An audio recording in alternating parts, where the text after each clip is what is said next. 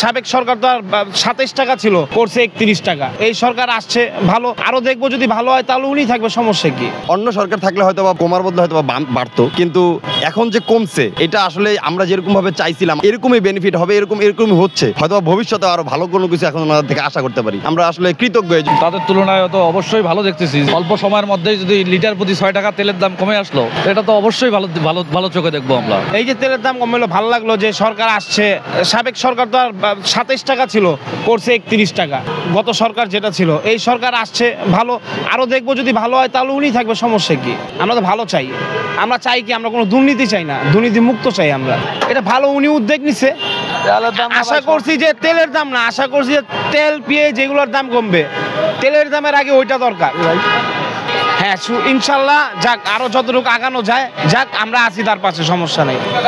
ভাল লাগছে, হ্যাঁ সেটাই। অবশ্যই ব্যাপারটাকে পজিটিভ ভাবে দেখতেছি, কেননা 2 টাকা কম সবাই চায়, সংসারের উন্নতি, ফ্যামিলির উন্নতি। তো ওই প্রেক্ষাপট থেকে যখন আমার তেলে আমি কিনে মানে সাশ্রয় করতে পারতেছি, তখন আমি এক্সট্রা কোনো জায়গায় খরচ করতে পারতেছি, এটা আমার জন্য ভালো লাগা।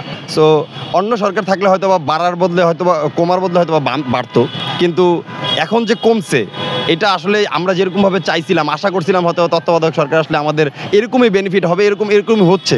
হয়তো ভবিষ্যতে আরও ভালো কোনো কিছু এখন ওনাদের থেকে আশা করতে পারি। যদি নেগেটিভ হয়ে যেত তাহলে আবার চিন্তা করতাম যে না, এখন খারাপের দিকে যেতেছে, আমরা খারাপ পাবো সামনে।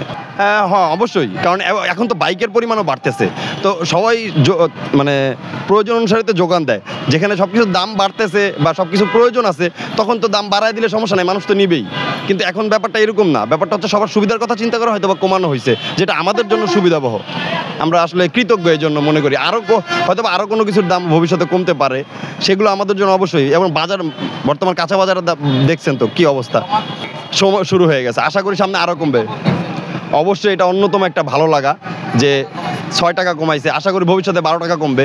এইভাবে আস্তে আস্তে উন্নতি হবে, কমবে, আশা করতেছি এরকমটাই। অবশ্যই ভালোভাবে নিচ্ছি। অবশ্যই ভালো। এরকম তেলের দাম মনে করেন যে যদি যেমন লিটারে 6 টাকা করে কমানো মানে বিশাল ব্যাপার। আমাদের সাধারণ মানুষ, আমরা যেমন বাইক চালাই, প্রতিদিনে পেট্রোল কিনতেই হয়, তো আমাদের জন্য অবশ্যই সেফ। এরকম দ্রব্যমূল্যের দাম যদি প্রতিটা দ্রব্যমূল্যের দাম কমে আসে, তাহলে আমাদের জন্য অবশ্যই লাভজনক। জি অবশ্যই ভালো, এটা আসলে ভালো লক্ষণ। আমরা চাই যে আরও আসলে অন্যান্য দ্রব্যমূল্যর দামগুলো কমে আসুক, সাধারণ মানুষ স্বাভাবিকভাবে জীবনযাপন করুক, সেটাই আমাদের কাম্য। অবশ্যই অনেক ভালো, তাদের তুলনায় তো অবশ্যই ভালো দেখতেছি। যদি মনে করেন যে অল্প সময়ের মধ্যেই যদি লিটার প্রতি 6 টাকা তেলের দাম কমে আসলো, এটা তো অবশ্যই ভালো ভালো ভালো চোখে দেখবো আমরা চাই আরও এরকম দাম কমে আসুক, প্রতিটা দ্রব্যমূল্যেরই দাম কমে আসুক, তাহলে সাধারণ মানুষের ক্রয় ক্ষমতার মধ্যে সব কিছু থাকবে, জীবনযাপন স্বাভাবিকভাবে চলবে।